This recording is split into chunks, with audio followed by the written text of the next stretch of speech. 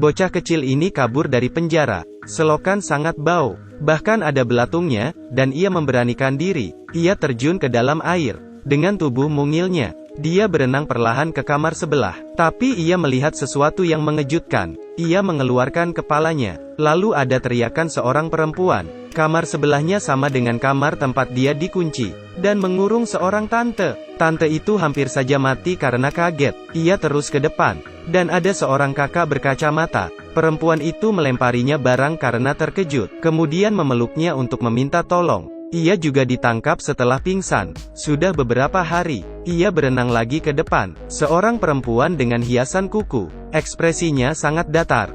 Mungkin sudah terlalu lama dikurung. Di depan sudah tidak bisa lanjut berenang lagi. Parit bau diblokir oleh pagar besi. Ia berenang kembali ke kamar sendiri. Apa yang ia lihat? Semua ia katakan kepada kakaknya. Kakak merasa sangat aneh, menyuruhnya untuk berenang ke sebelah kanan. Meski sang adik enggan. Tapi demi kabur, ia tetap terjun ke air. Ruang pertama sebelah kanan adalah seorang mahasiswa. Ia mengatakan dirinya kemarin ditangkap. Kemudian kamar selanjutnya tidak ada orang. Lalu bagaimana dengan kamar ketiga? Sang kakak bertanya. Bocah itu terlihat sedikit ketakutan. Mengatakan di sana ada wanita gila. Dia tampaknya sangat terstimulasi. Sangat gila. Bahkan berkata dia dan kakaknya akan mati. Semuanya akan mati. Pembunuh tiap jam 6 akan datang untuk membunuh. Kemudian mayat akan dilempar ke dalam parit. Awalnya si bocah tidak percaya dengan apa yang dikatakan wanita gila itu. Baru saja ingin pergi, ia kaget. Tangan si korban penuh dengan rambut panjang. Selanjutnya di sebelah kanan juga sudah diblokir dengan gerbang besi. Demi membuktikan apa yang dikatakan wanita gila itu benar, mereka berdiri di dekan parit. Dan pukul 6.20. Air parit berubah menjadi warna merah. Di dalam ada rambut, kuku dan juga baju yang telah hancur. Ini bukankah si perempuan dengan hiasan kuku? Ternyata apa yang dikatakan wanita gila itu benar. Sang kakak panik. Ia memeluk adiknya dan menangis. Tapi menangis itu tiada guna, mereka berusaha tenang. Dia menyimpulkan semua informasi. Secara berurutan, satu orang akan dijatuhkan oleh pembunuh setiap hari. Ia akan datang di hari ke-6 pukul 6 untuk bunuh. Jadi agar tidak dibunuh, mereka harus segera mencari cara untuk kabur. Ia menyuruh adiknya pergi ke sebelah untuk mengambil semua barang yang bisa digunakan. Si bocah menuruti kata kakaknya. Orang di kamar lain juga bekerja sama agar bisa kabur. Si bocah menjanjikan mereka, bila bisa kabur, pasti akan membawa mereka juga. Hari itu, ia pergi lagi ke kamar lain untuk mengambil barang. Tapi sudah hampir pukul 6. Dia masih belum kembali. Sang kakak mulai merasa ada yang tidak benar. Ternyata si bocah ditahan oleh si tante. Tante itu tahu hari ini adalah hari ia akan mati, dan ingin membawa si bocah itu mati bersamanya. Perlahan pintu dibuka. Terdengar suara gergaji. Dan bayang seseorang mulai mendekati mereka. Kemudian dari air muncul darah.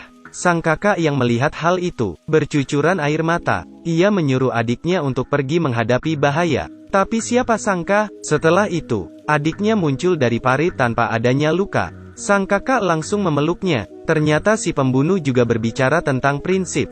Waktu si bocah belum sampai ke hari ke-6. Jadi ia tidak dibunuh. Lewat dari penjelasan adiknya, sang kakak mengetahui, pembunuh adalah seorang pria muda, dan membawa gergaji. Jadi hampir tidak ada peluang untuk menang. Pada saat itu, si bocah memberikan petunjuk penting. Pintu tidak dikunci, tapi ketahan sesuatu. Setelah mendapatkan informasi itu, sang kakak terpikir suatu cara untuk kabur. Hari-hari berlalu. Akhirnya hari itu pun datang. Hari ke-6 mereka dikurung. Yang juga berarti hari mereka akan mati. Dari luar terdengar suara gergaji, dan mulai mendekat.